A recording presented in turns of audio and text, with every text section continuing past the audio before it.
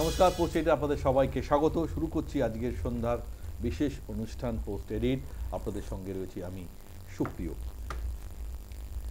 Sir, SIR এর মানে যেটা দাঁড়াচ্ছে এই মুহূর্তে স্পেশাল ইন্টেন্সিভ রিভিশন। বিহার নির্বাচনের আগে নির্বাচন কমিশন এর এই বিজ্ঞপ্তি ঘিরে গোটা দেশ জুড়ে এখন বিরোধীদের রাজনৈতিক তরজা আমরা দেখতে পাচ্ছি। ইতিমধ্যেই আজকে বাদল অধিবেশনে আমরা দেখেছি সমস্ত বিরোধী দল এর প্রতিবাদে আজকে পার্লামেন্টের বাইরে বিক্ষোভ দেখিয়েছে। বিহার বিধানসভায় সেখানেও বিরোধী দলরা বিক্ষোভ দেখিয়েছে। ইতিমধ্যেই বাংলায় তার হাত এসে পৌঁছেছে, নিশ্চয়ই আপনারা সবাই জানেন। গতকাল 21শে জুলাই থেকে মমতা বন্দ্যোপাধ্যায় সরাসরি সেই বিজ্ঞপ্তিকে চ্যালেঞ্জ করেছেন এবং তার আগে এটাও খুব উল্লেখযোগ্য যে যেভাবে বাংলায় কথা বললে তাকে অনুপ্রবেশকারী বাংলাদেশি রোহিঙ্গা বলে তকমা দেওয়া হচ্ছে, তার প্রতিবাদে মমতা বন্দ্যোপাধ্যায় ইতিমধ্যেই এই বিজ্ঞপ্তিকে চ্যালেঞ্জ করা হয়েছে। কারণ দিল্লি, মহারাষ্ট্র যেভাবে বিজেপি বা নির্বাচন কমিশনকে ব্যবহার করে জয় পেয়েছে, অর্থাৎ সেই কোথাও একটা ইনটিউশন থেকে মমতা বন্দ্যোপাধ্যায় বলছেন যে বাঙালিদের আবেগ, বাঙালির অস্মিতাকে যেন কোনো রকমভাবেই বিজেপি আঘাত না করে, তার জন্য কিন্তু তিনি যা করার আন্দোলনের মাধ্যমে করবেন। গতকাল 21শে জুলাই সেই বাঙালির আবেগে শান আমরা দিতে দেখেছি মমতা বন্দ্যোপাধ্যায়কে। কিন্তু এর মধ্যেই আজকে যে খবরটা অত্যন্ত গুরুত্বপূর্ণ সেটা হচ্ছে যে একটি বিশেষ চিঠি ইতিমধ্যেই এসে পৌঁছেছে নবান্নে মুখ্য সচিবের কাছে। কি সেই চিঠি? সেই চিঠিতে বলা হয়েছে যে রাজ্যের মুখ্য নির্বাচনী আধিকারিকের দপ্তরকে স্বাধীন এবং স্বতন্ত্র করতে হবে। অর্থাৎ খুব এক কথায় বলা চলে যে এর আগে পর্যন্ত এই দপ্তর ছিল রাজ্যের স্বরাষ্ট্র এবং পার্বত্য অঞ্চল বিধায়ক দপ্তরের প্রিন্সিপাল সচিব পর্যায়ের দপ্তরের অধীনস্থ, এবং এই দপ্তরের আর অধীনস্থ রাখা যাবে না, অর্থাৎ স্বাধীন এবং স্বতন্ত্র করতে হবে। যার পর্যাপ্ত কোনো অর্থনৈতিক ক্ষমতা নেই, তাই সিও দপ্তরের জন্য আলাদা বাজেট বরাদ্দ করতে হবে, সিও দপ্তরকে অন্য দপ্তরকে আলাদা করতে হবে। আসন্ন বিধানসভা নির্বাচনের আগে অতিরিক্ত এবং যুগ্ম সিইওর মতন 4টি গুরুত্বপূর্ণ শূন্য পদে লোক বসাতে হবে। তাহলে কোথাও বলা যায় যে যখন এই স্পেশাল ইন্টেন্সিভ রিভিশন নিয়ে গোটা দেশ জুড়ে বিরোধীদের আন্দোলন শুরু হয়েছে, তার মধ্যে এই গুরুত্বপূর্ণ চিঠি বাংলায়, বিশেষ করে বাংলার সিও দপ্তরে আসার পর, অর্থাৎ নবান্নে আসার পর একদম বলা যেতে পারে যে এই সংঘাত আরও চরমে যাওয়ার ইঙ্গিত কিন্তু পরিষ্কার। অর্থাৎ এই সিও দপ্তরকে যদি সরাসরি স্বতন্ত্র করতে হয় তাহলে এটা পুরোটাই কেন্দ্রীয় নির্বাচন কমিশনের আন্ডারে চলে যাবে। অর্থাৎ যেভাবে এই মডিফিকেশন চলছে এবং অনুপ্রবেশকারী চিহ্নিত করে ভোটার তালিকা থেকে তাদেরকে বাদ দেওয়া যে প্রক্রিয়া ইতিমধ্যে শুরু করেছে নির্বাচন কমিশন, আর তার প্রতিবাদে ইতিমধ্যে পথে নেমে পড়েছেন মমতা বন্দ্যোপাধ্যায় 2026 বিধানসভা নোবের আগে, এটা আরও একটা অত্যন্ত গুরুত্বপূর্ণ ইস্যু কিন্তু আমরা দেখতে পাচ্ছি। কিন্তু এখন প্রশ্ন, কেন হঠাৎ করে এই ধরনের চিঠি নবান্নে এসে পৌঁছালো? তার মানে কি ধরে নেওয়া যায় যে এতদিন পর্যন্ত যে রাজ্যের মুখ্য নির্বাচন আধিকারিকের দপ্তর নিরপেক্ষভাবে কাজ করছিলেন না?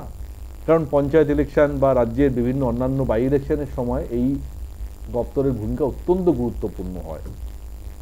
ফলে কোথাও না কোথাও কেন্দ্রীয় সরকার বা নির্বাচন কমিশন, জাতীয় নির্বাচন কমিশন যেটা অটোনোমাস বডি, তারা কি মনে করছেন যে ভোটার লিস্টে যে ভুয়ো ভোটারের যে বিষয়টা ইতিমধ্যে সামনে আসছে বা অনুপ্রবেশকারী হিসেবে চিহ্নিতকরণ ঠিকভাবে না হওয়ায় যেভাবে ভুয়ো ভোটাররা এসে পড়েছে, সেখান থেকে সেই তালিকা থেকে তাদেরকে বাদ দেওয়ার জন্যই আরও বেশি শক্তিশালী, স্বাধীন এবং স্বতন্ত্র করার প্রক্রিয়া শুরু করলো কেন্দ্রীয় নির্বাচন কমিশন।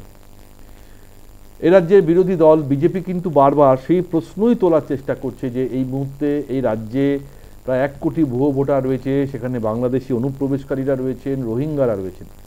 কিন্তু এই প্রক্রিয়া করতে গেলে যে পর্যায়ের মধ্যে দিয়ে যেতে হয়, নিশ্চয়ই সেটা সময় সাপেক্ষ। হাতে আর সময় নেই 2026 বিধানসভা নির্বাচন। তার আগে একটা পরীক্ষামূলক ইন্টেন্সিভ রিভিশন আমরা দেখতে পাচ্ছি বিহারে ইতিমধ্যে শুরু হয়েছে, কারণ বিহারেও বিধানসভা নির্বাচন। ফলে তার আগে গোটা দেশ জুড়ে ইন্ডিয়া জোট আবার নতুন করে ঐক্যবদ্ধ হয়ে আবার কিন্তু কেন্দ্রীয় সরকারের বিরুদ্ধে মাঠে নেমে পড়েছে।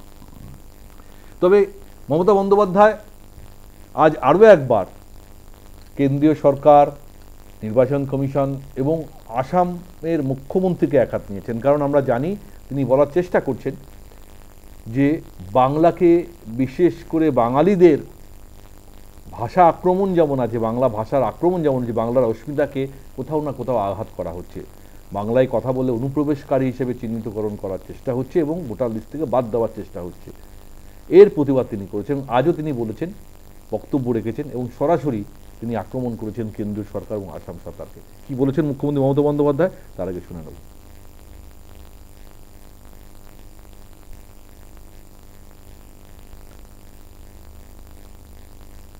মমতা বন্দ্যোপাধ্যায় আজ নবান্ন থেকে যে বক্তব্য তিনি রেখেছেন, সেই বক্তব্যে কিন্তু স্পষ্টভাবে বলেছেন যে 6টি জেলা, উত্তর দিনাজপুর, দক্ষিণ দিনাজপুর, উত্তর 24 পরগনা, মালদা, মুর্শিদাবাদ, অর্থাৎ যে ভারত বাংলাদেশ সীমান্ত বরাবর যে জেলাগুলি রয়েছে সেই অঞ্চলগুলোকে টার্গেট করা। যে কি বলেছেন মমতা বন্দ্যোপাধ্যায়, একবার শুনে নিন।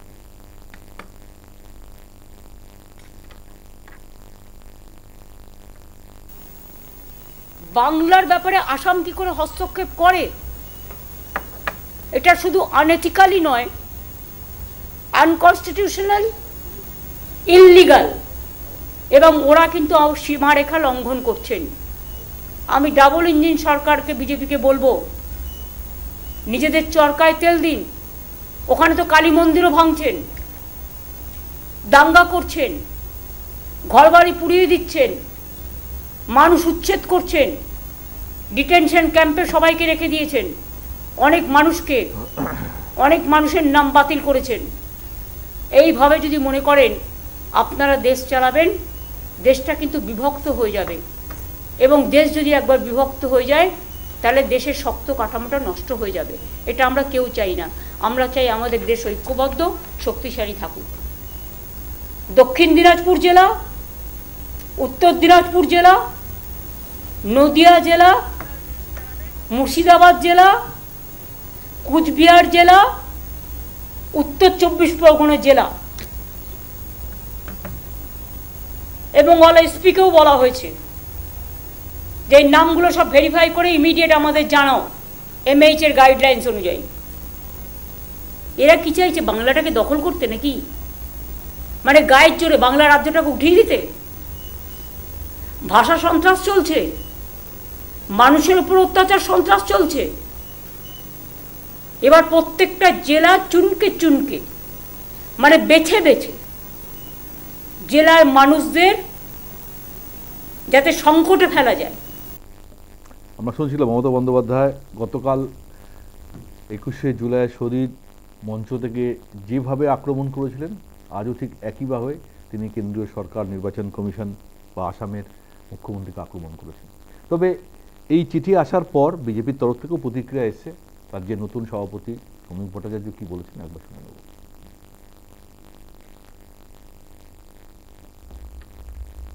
রাজ্য নির্বাচন কমিশনকে স্বতন্ত্র করে দেওয়া কোনো যুক্তরাষ্ট্রীয় ব্যবস্থা কাঠামো নয়। কারণ মানুষের গণতান্ত্রিক অধিকার, মানুষের মৌলিক অধিকার সুরক্ষিত হচ্ছে কিনা সেটা দেখার দায়িত্ব হচ্ছে সংবিধানের যারা কাস্টোডিয়ান তাদের।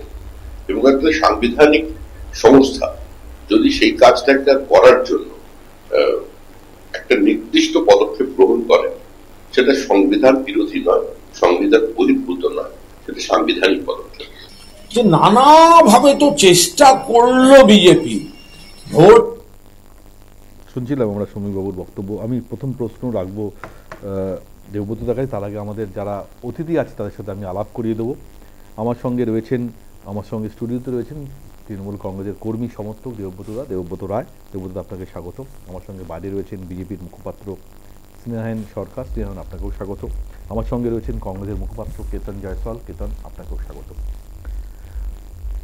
আমি প্রথম প্রশ্ন রাখবো দেবব্রতদার কাছে। দেবব্রতদা, খুব স্বাভাবিকভাবেই গতকাল 21শে জুলাই শহীদ মঞ্চ থেকে মমতা বন্দ্যোপাধ্যায় যেভাবে বাঙালির অস্মিতাকে আরও একবার শান দিয়েছেন এবং সরাসরি কেন্দ্রীয় সরকার, নির্বাচন কমিশনকে আক্রমণ করেছেন, কিন্তু এই প্রসেসটাতে শুধু আক্রমণ করে বা লড়াইয়ের মাধ্যমে, আন্দোলনের মাধ্যমে শেষ হবে কিন্তু বলে মনে হচ্ছে না। কারণ নির্বাচন কমিশন যে কাজ করার জন্য ইতিমধ্যেই মাঠে নেমেছেন, বিহারে সেই এসআইআরের ইমপ্লিফিকেশন আমরা দেখতে পাচ্ছি, তার আজ ইতিমধ্যেই পার্লামেন্টের বাদল অধিবেশনে আমরা দেখতে পাচ্ছি। কিন্তু আজ এই যে চিঠিটা এলো, এই চিঠিটার মধ্যে খুব স্পষ্ট, খুব পরিষ্কার যে রাজ্যের মুখ্য নির্বাচন আধিকারিকের দপ্তরকে স্বাধীন স্বতন্ত্র করা হচ্ছে। তার মানে এতদিন পর্যন্ত রাজ্যের স্বরাষ্ট্র দপ্তরের হাতে ছিল এবং যারা পার্বত্য হোম এবং হিল আন্ডারে ছিল, যারা বাজেট অর্থাৎ ঠিক মতন তাদের অর্থাভাব ছিল, অনেক পদ খালি ছিল।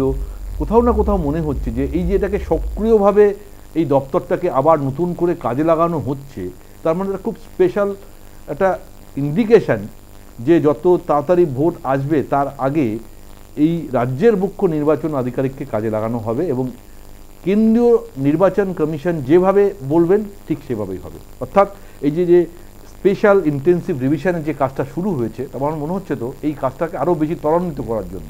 এবং আপনারা যে আন্দোলন বারবার করার চেষ্টা করছেন বা বলার চেষ্টা করছেন যে বাঙালিদের আবেগকে নিয়ে খেলা করছে কেন্দ্রীয় সরকার, নির্বাচন কমিশন, যোগ্য ভোটার তালিকায় থাকা লোকদের বাদ দেওয়ার চেষ্টা হচ্ছে, কোথাও মনে হচ্ছে না যে এটা এই সংঘাতটা এমন জায়গায় এসে পৌঁছচ্ছে, এই লড়াইটা অত্যন্ত কঠিন লড়াই, পেরে উঠবে আপনার দল বা সরকার?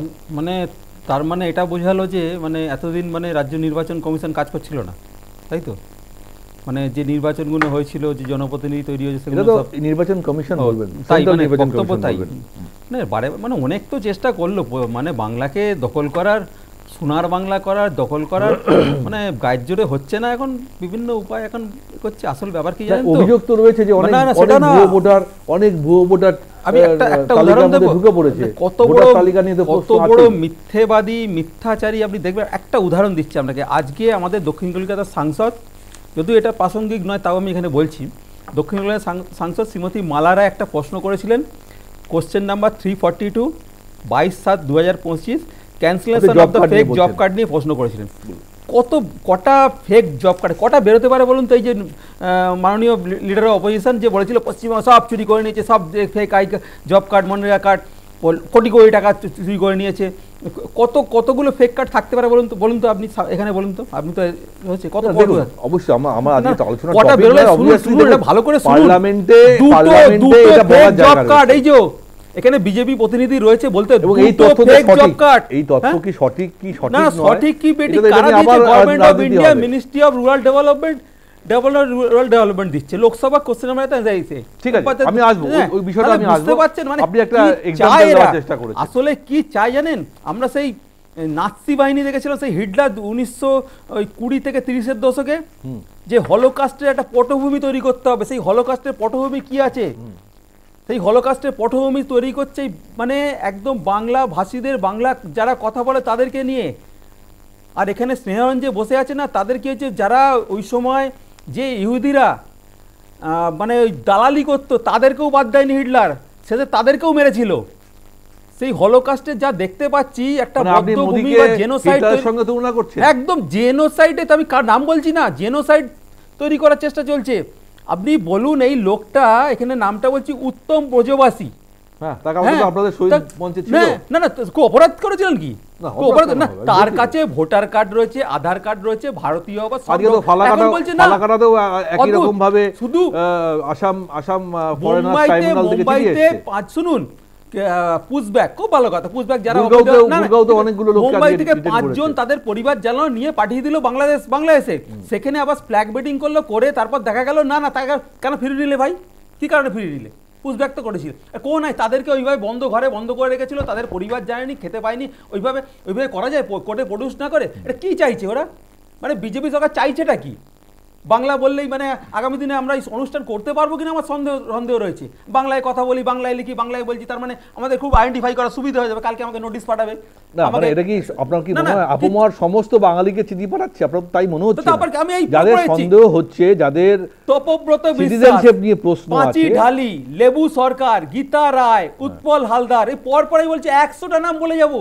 চাই কি রে, দাবিটা কি? পরের এই ডকুমেন্ট, আধার কার্ড, ভোটার কার্ড সব রয়েছে। বাঙালিদের ওপর বাঙালি আজকে একটা নোটিফিকেশন চাই কেন্দ্রীয় বিদ্যালয়গুলোতে, আপনি জানেন? পাউরুটি খাবে না, ডিম খাবে না, কেক খাবে না, তারা কি ঘাস পাতা খেয়ে থাকবে? কি এটা কি চায় ওরা? বহুত্ববাদের দেশে এটা খাবার সঙ্গে সন্ত্রাস করবে? কি চায়? মানে আপনি বলছেন ভাষা সন্ত্রাস, খাদ্য সন্ত্রাস, পরিধান সন্ত্রাস, সবই। আপনি তো আপনি হিটলার অবধি চলে গেছেন। মানে আপনি বলছেন যে বাঙালিদের বাংলায় কথা বললেই সবাইকে হেমন্ত বিশ্ব শর্মা তো নিজে বলছে এটা আগে না, এটা কোনো ন্যারেটিভ তৈরি করছেন না, সমস্ত বাঙালিকে এর মধ্যে ম্যাচ করিয়ে দিয়ে এটা ন্যারেটিভ করিয়ে দিয়ে ন্যারেটিভ তৈরি হচ্ছে না। বাজার বন্ধ করে দেওয়া ন্যারেটিভ, মাংসের বাজার বন্ধ করে অত দূর যেতে হবে না। মিনাদেবী পুরী দেখানেই দেখুন না, না না মাংস এই দিন রাখা যাবে না, ওই দিন রাখা যাবে না, ওই মাসে তোমরা মাছ খেলে তোমরা হচ্ছে মঙ্গল। এটা কি বাংলা দখল করার চেষ্টা? না কি কি দাবিটা কি, চাইটা কি?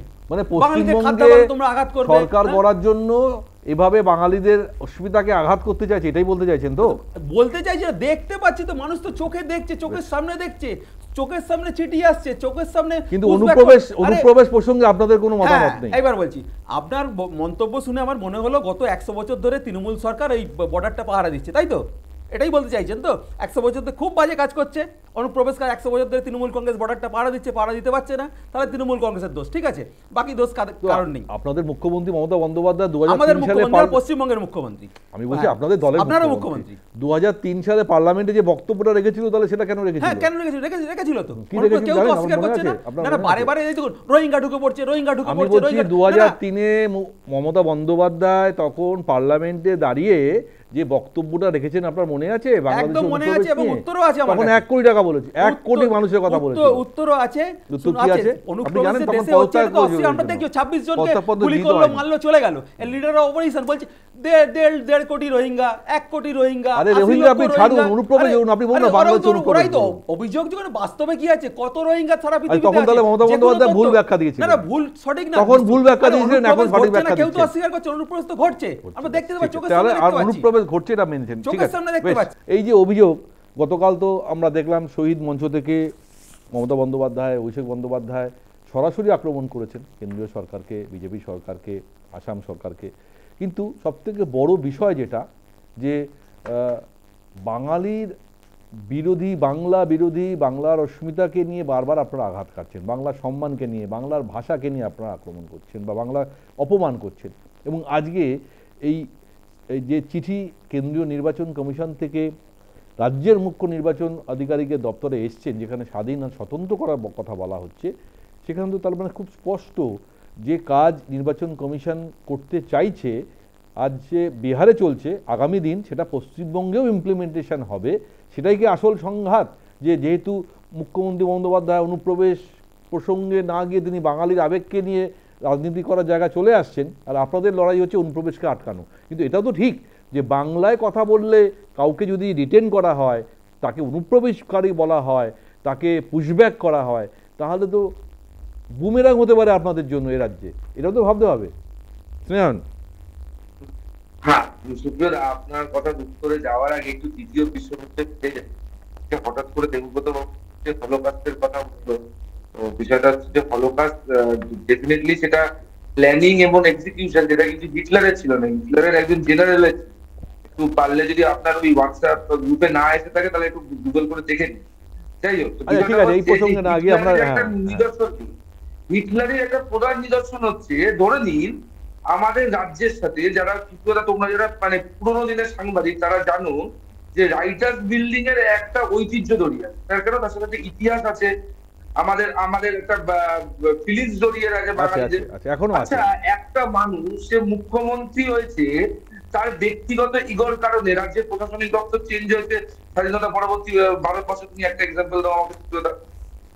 শুধুমাত্র রাইটার্স বিল্ডিং এর প্রতি আমার রাগের জন্য আমি রাজ্যের প্রধান প্রশাসনিক ভবন না, এটা এটা এটা এটা ক্লারিফাই হয়েছে। ইনি বলেছেন প্রশাসনিক কাজে সুবিধা হবে, নবান্ন ওই জন্য করা হয়েছে।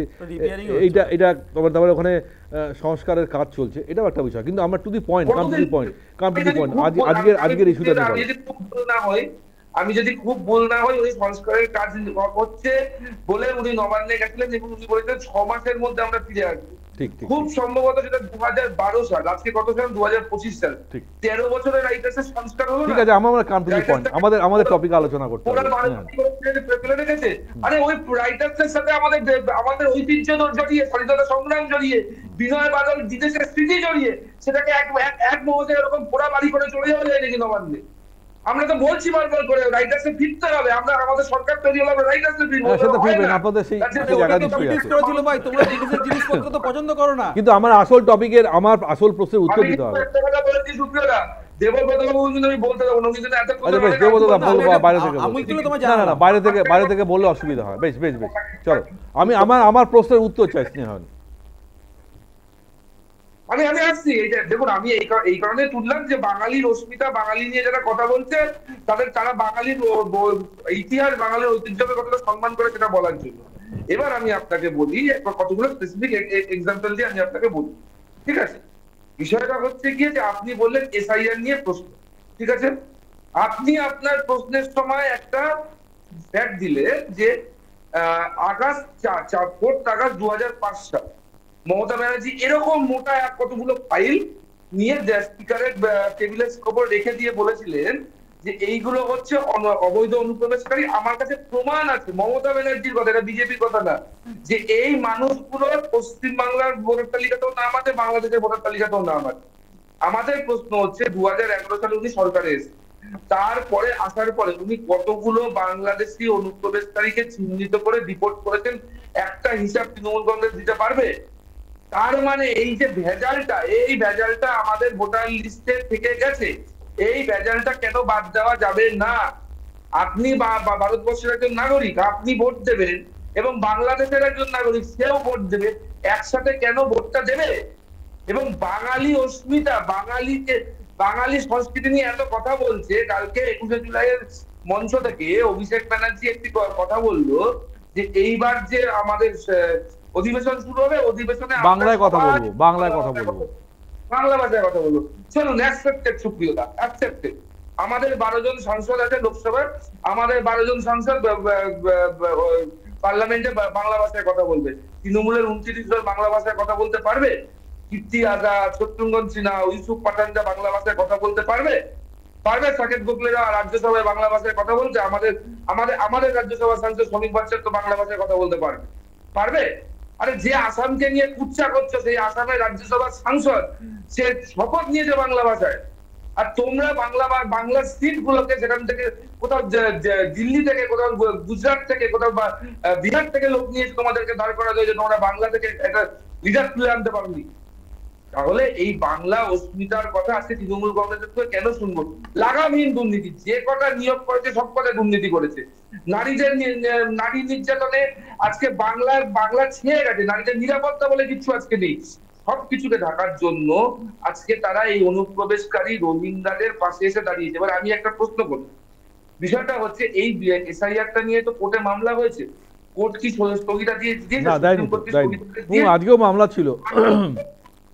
হ্যাঁ, সুপ্রিম কোর্ট যখন স্থগিতাদেশ দিচ্ছিল তাহলে আমি তখন বেআইনি বলতে পারবো না। তাহলে সুপ্রিম কোর্ট নিজের ফাইনাল ভার্ডিক্টটা দিয়ে যদি সুপ্রিম কোর্ট বন্ধ করতে বলে তাহলে বন্ধ হবে। বরং সুপ্রিম কোর্ট তো বন্ধ করতে বলার পর জায়গায় সুপ্রিম কোর্ট তো বলছে শুধু বিহারে কেন হয়েছে, গোটা দেশে কেন হয়? তাহলে তুমি এটাকে বেআইনি কেন বলছো? তুমি চাল আর কাকনকে আলাদা করতে দিচ্ছ না কেন? কেন তুমি রোহিঙ্গা এবং অনুপ্রবেশকারীদের নিয়ে ভোটে যেতে চাইছো? বাদ দিয়ে একটা ইলেকশন লড়ো না। বুকের পাড়ে দম থাকলে বাংলাদেশি অনুপ্রবেশকারী এবং রোহিঙ্গাদের বাদ দিয়ে একটা ইলেকশন লড়া হোক। দেখো না কি, তুমি তো তোমার যখন বাঙালি অস্মিতা নিয়ে এত কনফিডেন্স, লড়ুক বাঙালি অস্মিতা নিয়ে এত কনফিডেন্স। তুমি বাঙালি অস্মিতার কথা বলো, তুমি বাংলা ভাষা নিয়ে আন্দোলন করবে। আমি বলি 2018 সালে তুমি স্কুলে, টারিবিটের একটি স্কুলে তুমি উর্দু চালু করতে চেয়েছিলে, সেখানে বাংলা ভাষার জন্য আন্দোলন হলো। মমতা ব্যানার্জির ইনস্ট্রাকশনে পুলিশ গুলি চালিয়ে রাজেশ এবং তাপসকে হত্যা করলো। আর আজকে তুমি বাংলা ভাষা নিয়ে কথা বলো, বাংলা ভাষায় ওই তো তোমার দেখো হাতে দেখো রয়েছে। এই পারসেপশন তোমার সাধারণ হাতে মানুষের রয়েছে। কাছে পৌঁছাতে হবে, কারণ মমতা বন্দ্যোপাধ্যায় দেখো, এমন একজন আমি নেত্রী, কেটে বলেছি, তার আমি- তার আমি- তার আমি- বক্তব্য, তার ভাষণ, তার ন্যারেটিভ এক- সাধারণ মানুষের কাছে কিন্তু অন্যভাবে যায়। সেটা আমি জানি না, সেটা তোমাদের সাংগঠনিক সাধারণ ব্যর্থতা মানুষের হতে কাছে পারে। এই narrative যাচ্ছে। যখন বাংলাদেশে রবীন্দ্রনাথের বাড়ি ভাঙা হচ্ছে, সত্যজিৎ রায়ের বাড়ি ভাঙা হচ্ছে, তখন তৃণমূল কংগ্রেস চুপ করে থাকে কেন? তৃণমূল কংগ্রেস যদি এতই বাঙালির প্রতি প্রেম না, থাকে, চিঠি দিয়েছে, আরে বাংলাদেশ সরকারকে চিঠি দিয়েছে, অন্তর্বর্তী সরকার চিঠি দিয়েছে, কিন্তু সেই চিঠি দেওয়া আর আন্দোলন পথে নামা বা প্রতিবাদ করার যে ভাষা সেটা আমরা দেখতে পাইনি। আমি আসবো স্নেহন, তার আমার সঙ্গে এই মুহূর্তে রয়েছেন কেতন। কেতন, অবভিয়াসলি আজকে পশ্চিমবঙ্গে মমতা বন্দ্যোপাধ্যায় সরকার বা তৃণমূল দল যেভাবে প্রতিবাদ করছে, গোটা দেশ জুড়ে কংগ্রেসের তরফ থেকেও সেই প্রতিবাদ আসছে, পার্লামেন্টেও আজকে সেই প্রতিবাদ আমরা দেখতে পেয়েছি। কিন্তু আলটিমেটলি যেভাবে তৃণমূল এবং বিজেপি এ রাজ্যে কেউ হিন্দুত্ব আর কেউ বাঙালির আবেগ নিয়ে একে অপরের মধ্যে যে তরজা চলছে, সেখানে এ রাজ্যে কংগ্রেসের কোথাও কি স্থান আছে যে এখান থেকে স্পেস বার করে নিয়ে যাওয়া হবে? কোনো জায়গা আছে কি মনে হয়? একদম স্থান আছে। কারণটা হচ্ছে এই যে দুটো দল মিলে যবে থেকে মানে ব্যাপারটা হচ্ছে যবে তৃণমূল যখন সরকারে এসছে এখানে বাংলায়, তখন তারা দেখেছে যে আমাদের একটা মানে কৃত্রিম একটা শত্রু লাগবে, তাই তারা এ রাজ্যে তৃণমূল আসার পরে বিজেপি এসছে, এসে বিজেপি মোটামুটি আজকে হৃষ্টপুষ্ট মোটা তাজা হয়ে এখানে আরএসএস বিজেপি চারিদিকে রয়েছে। এবার আজকের দিনে এই যে কৃত্রিম যুদ্ধ যেটা চলছে বাংলায়, বা যেটা সবসময় দেখবেন এতদিন বাঙালি নিয়ে বা অনুপ্রবেশকারী নিয়ে কারোর কোনো মাথা ব্যথা ছিল না। হঠাৎ ভোটের আগে, কারণ একদিকে রাজ্য সরকার একেবারে ব্যর্থ, সর্বত্র চুরি, মানে এই যে তৃণমূলের একটাই নীতি, দুর্নীতি দুর্নীতি দুর্নীতি, অর্থাৎ দুর্নীতিটাই যখন এরা সরকারের একেবারে একটা গঠিত নীতি হয়ে গেছে, যেখানে চারিদিকে বঞ্চনা, কেউ সরকারি চাকরি পাচ্ছে না, কেউ রাস্তায় বসে রয়েছে, পেলেও সে দিয়ে পাচ্ছে না, শিক্ষা লুট, স্বাস্থ্য লুট, সর্বত্র লুট, এমন একটা পরিস্থিতি দাঁড়িয়ে যেখানে একেবারে তৃণমূল কংগ্রেসের অবস্থা খারাপ, একেবারে সরকারের কোনো মানে দেখানোর কিছু নেই, মুখ একেবারে কলুষিত, সেই জায়গায় তৃণমূলকে যাতে অক্সিজেন পাওয়া যায় সেই ব্যবস্থা বিজেপি করে দিল। আজকে দেখুন, এই আজকে 21শে জুলাই ভাষণে আপনি যদি দেখেন, এই যদি এই আপনি গত 15 দিনের মধ্যে যে বিজেপি যে অস্ত্রটা দিয়ে দিল বা যে ইস্যুটা দিয়ে দিল, সেটা যদি না থাকতো, আপনি বলুন তো কি নিয়ে বলতে পারতেন? মুখ্যমন্ত্রী কি বলতে পারতেন কটা হাসপাতাল হয়েছে, শিক্ষায় কি হয়েছে? একদম ছিল না, কিন্তু দিয়ে দেওয়া হলো। আর এর মাধ্যমে কি হবে, এই যে আগামী ভোট, গত বছর 21-এর ভোট আমরা দেখেছি সিএ এনআরসির উপর দিয়ে হয়েছে, তখনও এই সিএ এনআরসি দিয়ে মানুষের যতগুলো ইস্যু, এখন কিছু ইস্যু থাকে যেটা 50 বছর আগেও প্রাসঙ্গিক ছিল, আজকেও রয়েছে এবং 50 বছর পরেও সেটা প্রাসঙ্গিক থাকবে, সেটা হচ্ছে পেট, ভাত, রুজি রুটি। কিন্তু সেগুলোর দিকে যেমন রাজ্য সরকার ব্যর্থ, এবার আসুন কেন্দ্র সরকার 2 কোটি চাকরি দিতে পারিনি, এতগুলো টাকা এনে আমরা সবাইকে 15 লাখ করে দেবো, দিতে পারিনি, কর্মসংস্থানের 50 বছরের সব থেকে বেশি অবস্থা খারাপ আজকের দিনে দেশে। তো তারা মুখ দেখানোর তাদের জায়গা নেই, তাই তারা এইসব হট্টগোলের মধ্যে দিয়ে তাদের ব্যর্থতা ঢেকে দিতে চাইছে। কোথাও মনে হয় যে এই যে এসআইআর করার যে চেষ্টা, যেটা তোমরা বারবার বলো দিল্লি এবং মহারাষ্ট্রের ক্ষেত্রে হয়েছে, তো কোথাও না কোথাও এমন কিছু ভোটারকে বাদ দেওয়ার চেষ্টা হচ্ছে যেগুলো হয়তো বিরোধী দলের কাছে যেতে পারে। সেই প্রচেষ্টাই কি বিজেপির হচ্ছে, করার চেষ্টা করছে এবার বিহার এবং পশ্চিমবঙ্গে? অবশ্যই এই যে কয়েকটা রাজ্যে মানে লোকসভা ভোটের পরে কয়েকটা রাজ্যে যে ভোটগুলো হয়েছে, সেখানে সব থেকে উল্লেখযোগ্য হচ্ছে মহারাষ্ট্র, যেখানে দেখা গেছে যে লোকসভায় বিজেপি একেবারে সেখানে মানে একদম মানে খারাপ রেজাল্ট করেছে। সেখানে আমাদের মহাবিকাশ আঘাড়ি কংগ্রেসের নেতৃত্ব যে ছিল, সেখানে খুব সুন্দর রেজাল্ট করেছে। কয়েক মাসের ব্যবধানে এমন কি কেন্দ্রীয় সরকার করে দিল, এমন কি হয়ে গেল যে ওখানে রাজ্য সরকারের এতগুলো ভোট বেড়ে গেল। আর তারপরে যখন আমরা এটাকে দেখলাম, যখন বিশ্লেষণ করলাম, তখন সেটা ধরা পড়লো যে সেখানে লক্ষ লক্ষ ভোটার বেড়েছে। আর কখন বেড়েছে, আপনার এই মানে আর ভোটিং টার্ন আউটের মধ্যে আপনার মানে 5টার পরে থেকে একটা ড্রাস্টিক একটা মানে আমরা বৃদ্ধি দেখতে পেরেছি। সেই সব ইস্যুগুলো নিয়ে প্রথম রাহুল গান্ধী বা কংগ্রেস পার্টি এইসব বিষয় নিয়ে বলছে, মানুষকে বলছে, তারা নির্বাচন কমিশনের দ্বারস্থ হয়েছেন।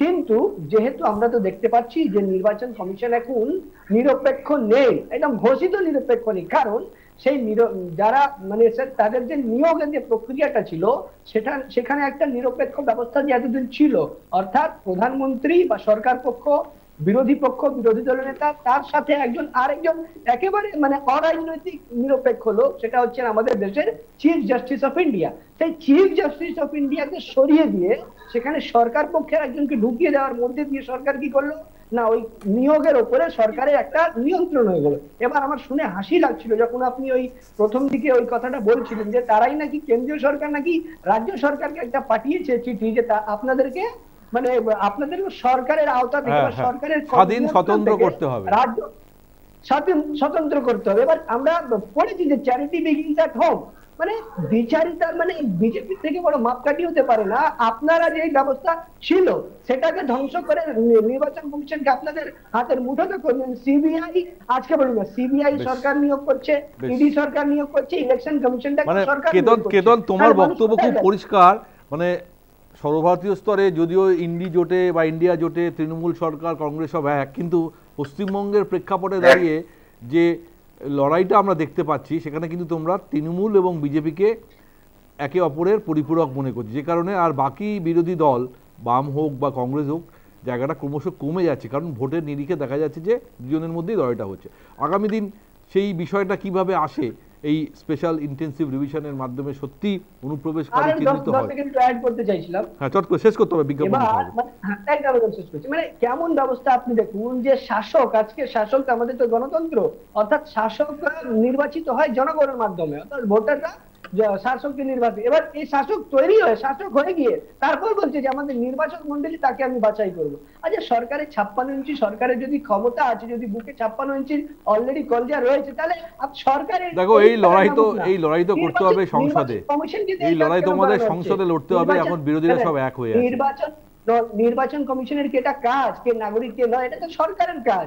অনুপ্রবেশ ঠেকানো কার কাজ? সরকারের কাজ। কেন্দ্রীয় সরকার আজকে 11 বছর হলো, 11 বছরে সময় নেই স্নেহান কিছুটা বলবে, চট করে শেষ করো। 11 বছরকে একজনকে চিহ্নিত করে ডিপোর্ট করতে পেরে 2004 সালে প্রথম ইউপিএ সরকারের স্বরাষ্ট্র প্রতিমন্ত্রী সংসদে দাঁড়িয়ে ফিগার দিয়ে বলেছিল যে প্রায় 94 লক্ষ অবৈধ অনুপ্রবেশকারী ভারতবর্ষে আছে, যার মধ্যে 57 লক্ষ শুধুমাত্র পশ্চিম বাংলায়। আর আজকের সময় দাঁড়িয়ে কংগ্রেস অনুপ্রবেশকারীদেরকে ভারতবর্ষের ভোটার বলছে। মানে এরা তৃণমূলের দালালি করতে করতে কোথায় গিয়ে পৌঁছাচ্ছে, মানে আজকে তৃণমূলের ইস্যুটাকে এরা নিজেদের ইস্যু বানিয়েছে। আজকে আমি তোমাকে আমার একটা বিজ্ঞাপন বিরোধী নিতে হবে। এই লড়াই, এই রাজনৈতিক চর্চা চলতে থাকবে, এই লড়াই রাজনৈতিক চর্চা চলতে থাকবে। তবে এখন দেখার বিষয় যে রাজ্যের মুখ্য নির্বাচন আধিকারিকের দপ্তরকে স্বাধীন বা স্বতন্ত্র করার পর কি ভূমিকায় দেখা যায় সেদিকে কিন্তু আমাদের নজর থাকবে। একটা ছোট্ট বিজ্ঞাপন বিরতি নিচ্ছি, আমরা ফিরে আসবো অন্য একটা নতুন টপিক নিয়ে। সঙ্গে থাকবে। ফিরে এলাম বিরতির পর, ছোট্ট একটা বিরতি। আমাদের নতুন টপিক ইতিমধ্যেই সবাই জেনে গিয়েছেন, গতকাল দেশের উপরাষ্ট্রপতি, রাজ্যসভার চেয়ারম্যান জয়দীপ ধনখড় স্বাস্থ্যের কারণে নিজের পদ থেকে তিনি সরে দাঁড়িয়েছেন। কিন্তু কেন হঠাৎ আচমকা জয়দীপ ধনখড় পদত্যাগ করলেন, এই প্রশ্ন কিন্তু সর্বভারতীয় রাজনীতির অন্দরমহলে এখন কানাঘুষো চলছে। এর পিছনে কি কারণ?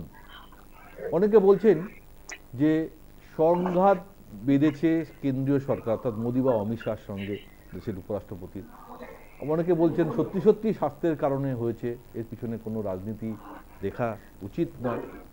কিন্তু বাদল অধিবেশন শুরু হওয়ার ঘোষণা হয়েছিল 42 দিন আগে, তারপরে গতকাল বাদল অধিবেশন শুরু হয় এবং সেই বাদল অধিবেশনের শুরুতেই যে বিষয়গুলো সব থেকে গুরুত্বপূর্ণ ছিল সেটা ছিল হচ্ছে হাইকোর্টের বিতর্কিত বিচারপতি যশবন্ত বর্মার তার ইমপিচমেন্ট। সেই ইমপিচমেন্টের মোশন তিনি এনেছিলেন এবং বিরোধীদের আনা প্রস্তাব তিনি গ্রহণ করেছিলেন রাজ্যসভায়। কিন্তু এখানেই মনে হচ্ছে যে যশবন্ত বর্মার এই ইস্যুটা সর্বভারতীয় স্তরে প্রধানমন্ত্রী এবং স্বরাষ্ট্রমন্ত্রীরা চাইছিলেন এমনভাবে রাজনৈতিক ইস্যু হিসাবে ব্যবহার করা যায় যাতে এটা প্রচার হয় যে বিজেপি বা কেন্দ্রীয় সরকার দুর্নীতির বিরুদ্ধে। কিন্তু হঠাৎ করেই সেটা রাজ্যসভায় যেভাবে বিরোধীদের আনা প্রস্তাব গ্রহণ করে নেওয়া হলো ইমপিচমেন্টের বিষয়, তখনই তাহলে জয়দীপ ধনখড়কে নিয়ে কোথাও একটা প্রশ্ন শুরু হয়েছিল। এবং পরবর্তীকালে আজকে যখন বা গতকাল যখন বিজনেস অ্যাডভাইজারি কমিটির বৈঠক ছিল, সেখানেও আলোচনার বিষয় ছিল। দুপুর 1টার সময় একটা বৈঠক হয়েছে, বিকেল 4:30টার সময় একটা বৈঠক ছিল, যেখানে কিন্তু জেপি নাড্ডা এবং সাংসদ বিষয়ক মন্ত্রী রিজিজু তারা কিন্তু অনুপস্থিত ছিলেন। তারপরেও আমরা শুনলাম যে স্বাস্থ্যের কারণ দেখে পদত্যাগ করেছে। কিন্তু হঠাৎ করে কেন এই রাজ্যসভার চেয়ারম্যান জয়দীপ ধনখড়কে নিয়ে এই আচমকাই এই সিদ্ধান্ত? যদিও বিরোধীরা এই জয়দীপ ধনখড়কে বিরুদ্ধেই কিন্তু রাজ্যসভায় অনাস্থা প্রস্তাব আনার চেষ্টা করেছিলেন এবং তার নিরপেক্ষতা নিয়েও প্রশ্ন তোলা হয়েছিল। তাহলে এখন প্রশ্ন দাঁড়াচ্ছে যে জয়দীপ ধনখড় কি সত্যি অসুস্থতার কারণ দিকে সরে গেলেন, না তাকে বাধ্য করা হলো ওপর মহলের কোনো নির্দেশ বা অন্য কারো নির্দেশে তাকে বাধ্য করা হলো? এখন এটাই জাতীয় রাজনীতিতে চর্চিত বিষয়। এই বিষয় নিয়ে আমরা আলোচনা করব। তবে তার আগে আজকের এই বিষয় নিয়ে বক্তব্য যারা রেখেছেন সরাসরি সেই বক্তব্যগুলো শুনবো। আমরা কংগ্রেসের তরফ থেকে বক্তব্য রেখেছেন প্রাক্তন সাংসদ অধীর রঞ্জন চৌধুরী, প্রদেশ কংগ্রেস প্রাক্তন সভাপতি, তিনি বক্তব্য রেখেছেন। রাজ্য বিজেপি সভাপতি তিনি বক্তব্য রেখেছেন। রাজ্যের মুখ্যমন্ত্রী মমতা বন্দ্যোপাধ্যায় তিনিও বক্তব্য রেখেছেন। প্রথমে তাদের বক্তব্যগুলো শুনবো, তারপরে আমরা আমার আলোচনায় আসবো। বিজেপি পার্টির সঙ্গে তার নিশ্চয় মনোমালিন্য হয়েছিল কিছু। ধনখড় সাহেব বিচারকদের ব্যাপারে, বিচার ব্যবস্থার প্রতি তার যে ক্ষোভ প্রকাশ করছিল, নানা আছিলাই বিচার ব্যবস্থাকে তিনি কটাক্ষ করছিলেন, সেটা গণতন্ত্রপ্রেমী কোনো মানুষের কাছে তো কাম্য হতে পারে না। জানি না কি করে ধনখড় সাহেব এত বড় বড় কথা বলছিলেন, কারণ তিনি নিজে একটা আইনজ্ঞ। তার মুখে এই সমস্ত কথা শুনে আমারও বা আমাদের সকলের অবাক লাগে। কিন্তু আমার মনে হয় বিজেপি পার্টির নেতৃত্বের সঙ্গে ধনখড় সাহেবের কোনো মনোমালিন্য, যেটা ধনখড় সাহেব মানতে পারেননি বলে আমার মনে হয় তিনি রেজিগনেশন দিয়েছে। জেডিইউ তো বিজেপির অধীনেই আছে, চন্দ্রবাবু নাইডু বিজেপির সঙ্গে সরকার করছে, ভাইস প্রেসিডেন্টের দায়িত্ব বিজেপি কখনো তাদের সঙ্গের দলকে দেবে বলে আমার মনে হয় না। আর তাদের যে সমস্ত জোটের সঙ্গী আছে তাদের সে দম নেই যে বিজেপির বিরুদ্ধে রুখে দাঁড়িয়ে বলবে হয় আমাদের ভাইস প্রেসিডেন্টের পদ দাও, নাহলে তোমাদের সঙ্গ ছেড়ে দেব। সেটা কখনো দম নাই তাদের। ভাইস প্রেসিডেন্টের পদ বিজেপি তার কোনো জোট সঙ্গীকে ছাড়ে বলে আমার মনে হয় না। বিরোধীরা কি বলছেন জানা নেই। জগদীপ ধনখড়ের প্রতিভা, জগদীপ ধনখড়ের ব্যক্তিত্ব, জগদীপ ধনখড়ের রাজ্যপাল থাকার সময় ভূমিকা, চেয়ারম্যান হিসেবে তার রাজ্যসভায় ভূমিকা প্রত্যেকের জানা, তার দীর্ঘদিনের সামাজিক জীবন। তিনি নির্বাচিত জনপ্রতিনিধি ছিলেন। সুতরাং জগদীপ ধনখড় যখন লিখেছেন যে শারীরিক কারণে তিনি ইস্তফা দিয়েছেন, আমার মনে হয় এটা নিয়ে কোনো রাজনীতি বা রাজনৈতিক বিতর্কের কোনো অবকাশ নেই। এটা তার গ্রহণ করা উচিত। তিনি ভালো থাকুন, সুস্বাস্থ্য থাকুন, তিনি দীর্ঘজীবী হন, এটাই আমরা চাই। I don't have any comments about it because let us see the things. Let us watch. He is wealthy man. He is a healthy man. I think his health is absolutely okay. Mamata বন্দ্যোপাধ্যায়ের কথার মধ্যেও কিন্তু একটা ইঙ্গিত রয়েছে যে তিনি healthy man, অর্থাৎ তিনি যে অসুস্থতার কারণে সরে দাঁড়িয়েছেন এটা নিয়ে কিন্তু প্রশ্ন একটা আছে। 2022-এ দায়িত্ব নিয়েছিলেন, 27-এ শেষ হলো, কিন্তু 2025-এ গিয়ে তিনি নিজেকে সরিয়ে নেবেন। কিন্তু বারবার বিভিন্ন বিষয়ে বিতর্কে জড়িয়েছেন এই ধনখড়। কারণ আমরা জানি যে সুপ্রিম কোর্টের এখতিয়ার নিয়ে তিনি প্রশ্ন তুলে দিয়েছেন, বিচার ব্যবস্থা নিয়েও প্রশ্ন তুলেছিলেন, বিচারপতিদের নেওয়া সিদ্ধান্ত নিয়ে তিনি প্রশ্ন তুলেছেন। সেখানেও কিন্তু কেন্দ্রীয় সরকারের তরফ থেকে বারবার বলা হয়েছিল যে এই ধরনের বিষয়ে আপনি বক্তব্য রাখবেন না। তারপরে যশবন্ত বর্মার ইমপিচমেন্ট নিয়ে যেটা প্রথমে আলোচনার কথা করা ছিল লোকসভায়, সেখান থেকে সরাসরি সেটা রাজ্যসভায় তিনি নিয়ে গিয়ে মোশন পাশ করলেন। এটাও কিন্তু কোথাও মনে হয়েছে যে কেন্দ্র বিরোধী কোনো সিদ্ধান্ত তিনি নিতে চলেছিলেন, সেই কারণে তাকে থামিয়ে দেওয়া হলো। তাই প্রথম প্রশ্ন আমি রাখবো সরাসরি স্নেহায়নের কাছে। স্নেহায়ন, অত্যন্ত কাছে বলা হতো জয়দীপ ধনখড়কে এবং মোদি ঘনিষ্ঠ, তার ব্যাকগ্রাউন্ড অত্যন্ত শার্প, তিনি একজন আইনজীবী ছিলেন, তিনি দেশের মন্ত্রীও ছিলেন। তিনি যদিও তার ব্যাকগ্রাউন্ড কংগ্রেস থেকে, কিন্তু 2003 সালে বিজেপিতে আসার পর তার পদোন্নতি আমরা দেখেছি। পশ্চিমবঙ্গের রাজ্যপাল ছিলেন এবং উপরাষ্ট্রপতি এবং রাজ্যসভার চেয়ারম্যান। কি এমন ঘটলো যে ইমিডিয়েটলি তাকে পদত্যাগ করতে হলো? স্নেহান।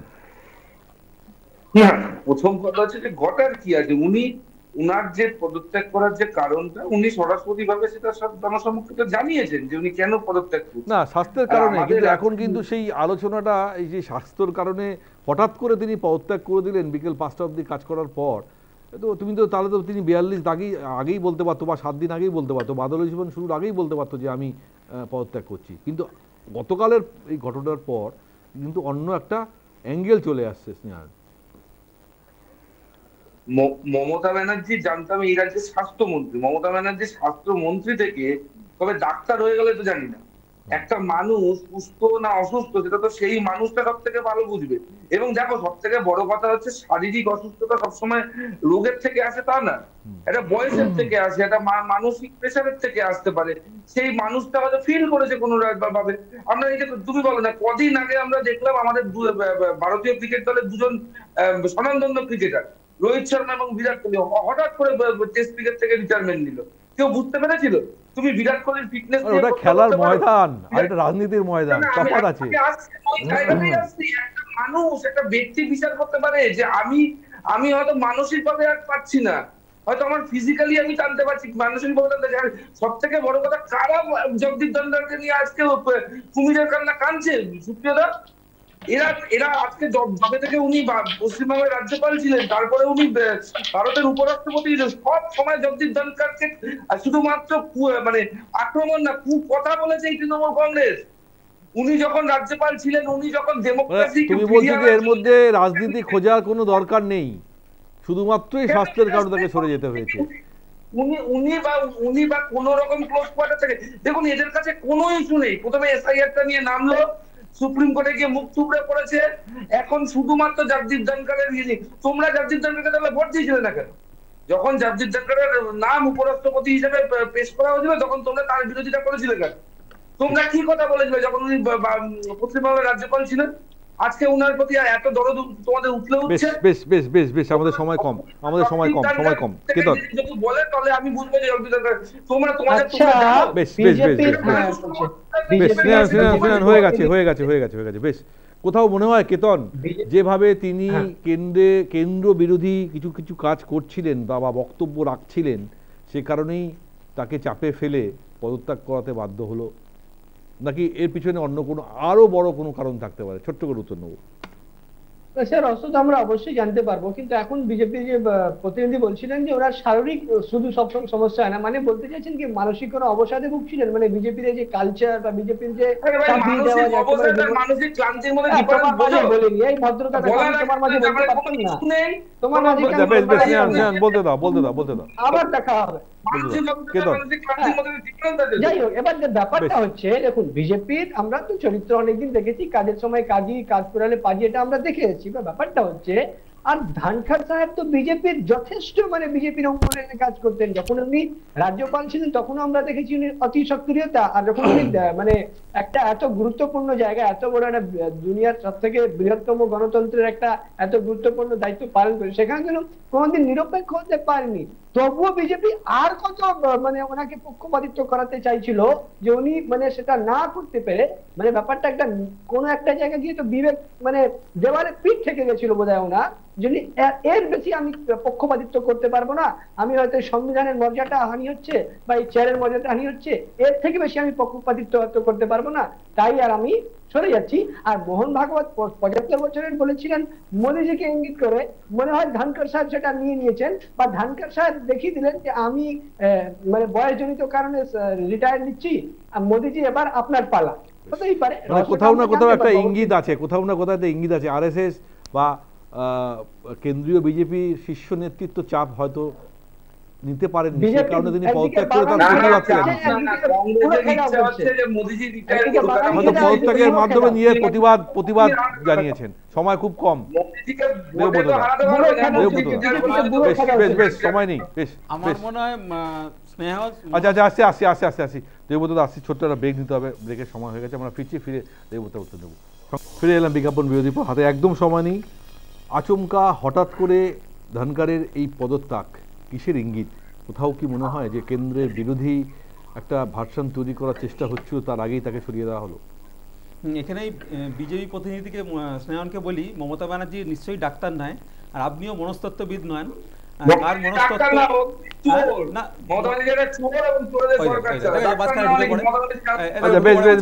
বলতে দিন সময় নেই। উনি মনস্তত্ত্ববিদ নন নিশ্চয়ই। আচ্ছা শ্রীমান, বেশ বলতে দিন, হাতে সময় নেই, ওকে ওনাকে বলতে দিন। বক্তব্য হয়ে গেছে। বেশ ঠিক জায়গায় হিটটা করা হয়েছে, বুঝতে পেরেছি। বেশ শুনেছি, আমরা শুনেছি। সময় নেই। বেশ মনস্তত্ত্ব নিয়ে শেষ করতে হবে। আসল লাইন, আসল পয়েন্টে আসতে হবে।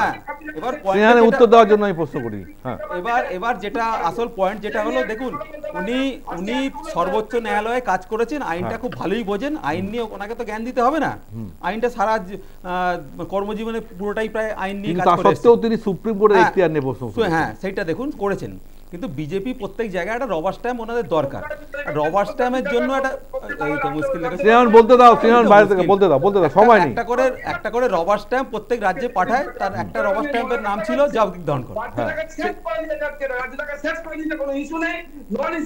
বেশ স্নেহান, আমি শুনেছি, তোমার বক্তব্য শুনেছি, আমাদের সময় নেই, বলতে দিতে হবে। চলো বলুন।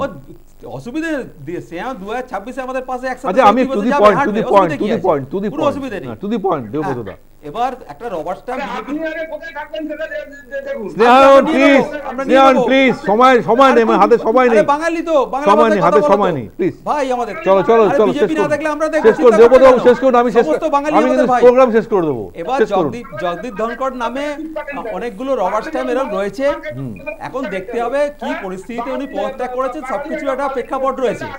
সেই প্রেক্ষাপটের বাইরে গিয়ে উনি তো আমরা আগেও দেখেছি বিভিন্ন বিষয়ে উনি প্রশ্ন করেছেন, অভিযোগ করেছেন, কিন্তু বাস্তবে তো মান্যতা পায়নি। সেই ওপর থেকে বিজেপি সেই রবার স্ট্যাম্পের মতো ওনাকে দিয়ে যে কুকর্মগুলো করিয়ে নেওয়ার চেষ্টা করেছেন, সেই রবার স্ট্যাম্পের কাজ হয়তো করতে পারেনি। আর হয়তো এবং সেই যে বাইরে বললো RSS চাপ, সেটাও হতে পারে। ওই একটা বার্তা হয়তো দিতে চাইছেন, ওই জন্য খেপে গিয়ে এই কাজকর্মগুলো করেছেন। এখন বিজেপি সেটা কিভাবে গিলবে, তাদের এখন নেজায় কাটবে না মুড়ে কাটবে না সামনে কাটবে, এটা আগামী দিনে বোঝা যাবে। অত্যন্ত গুরুত্বপূর্ণ পদ, দেশের উপরাষ্ট্রপতি, রাজ্যসভার চেয়ারম্যান, এইভাবে হঠাৎ করে পদত্যাগ করে দিলেন। এমন নয়, যদি আমি অতীতে উদাহরণ আনি, এমন নয় যে উপরাষ্ট্রপতিকে রাষ্ট্রপতি নির্বাচনের জন্য দাঁড় করানোর জন্য তাকে পদত্যাগ করো, তা নয়। দেখুন, শারীরিক কারণ দেখে পদত্যাগ করে ফেললেন। উপরাষ্ট্রপতি একটা কথা নেই বা কেউ জানতে পারলো না উনি পদত্যাগ করে, তার উত্তরও নেই। একটা দল যে সেটা উত্তর দেবে, একটা শাসক পক্ষ সেটা উত্তর কি একটা কথা শেষ হয়ে গেল। দেশের প্রধানমন্ত্রী টুইট করেছেন, দেশের প্রধানমন্ত্রী টুইট করেছেন। আমি টুইটটা দেখাতে বলবো, আমি দেশের প্রধানমন্ত্রী নরেন্দ্র মোদী টুইটটা দেখাতে বলবো। ঠিক আছে, চলো, বোঝা গেছে।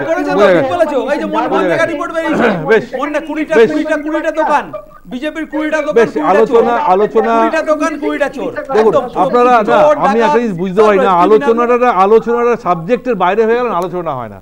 আমি ধনখড় নিয়ে প্রশ্ন করেছিলাম, স্পেসিফিক দেবব্রত স্পেসিফিক উত্তর চাইছিলাম। আমি কিন্তু স্নেহানের উত্তর দেওয়ার জন্য আপনাকে আমি উত্তর দিতে বলিনি, আপনাকে সেই জায়গায় বলতে হবে। হাতে সবাই 1 মিনিট আছে, বলুন। দেখে নিন প্রধানমন্ত্রী টুইট, দেখুন বলছেন অনেক সুযোগ দেওয়া হয়েছে, তার সুস্থতা দ্রুত আরোগ্য কামনা করি। অর্থাৎ কোথাও না কোথাও একটা ইঙ্গিত দিচ্ছেন যে তিনি অনেক কাজ করেছেন, আর নয়, এবার আপনি আসুন।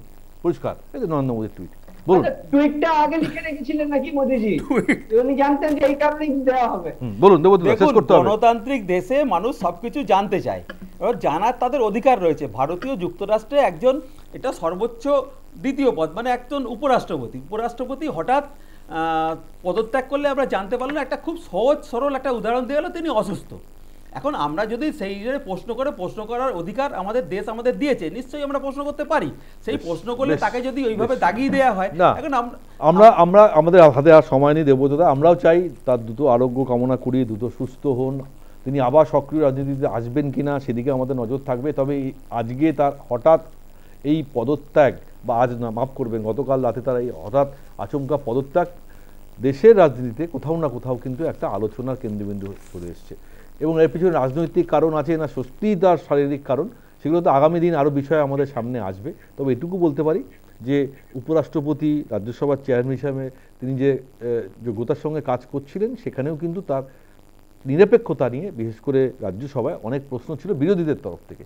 এখন দেখার ওই পদে কে আসেন, অনেক নাম ভাসছে, কেউ বলছেন নীতিশ কুমার, কেউ বলছেন নাড্ডা, তো কেউ বলছেন রাজনাথ সিং, কিন্তু কেউ বলছেন যে ডেপুটি চেয়ারম্যান হিসেবে যিনি আছেন হারভিংস। অর্থাৎ কাকে নিয়ে আসা হবে আমাদের সেদিকে নজর থাকবে, এবং আমরাও চাইবো যে এর পিছনে রাজনীতি না থাকুক, দ্রুত সুস্থ হন জয়দীপ ধনখড়, এটাই আমাদের কাছে তার কাম্য থাকবে। আমাদের অনুষ্ঠান এখানেই শেষ করছি। অনুষ্ঠানে উপস্থিত সমস্ত অনেক অনেক ধন্যবাদ আমার সঙ্গে থাকার জন্য। আপনারা দেখতে থাকুন news time, any time, all the time.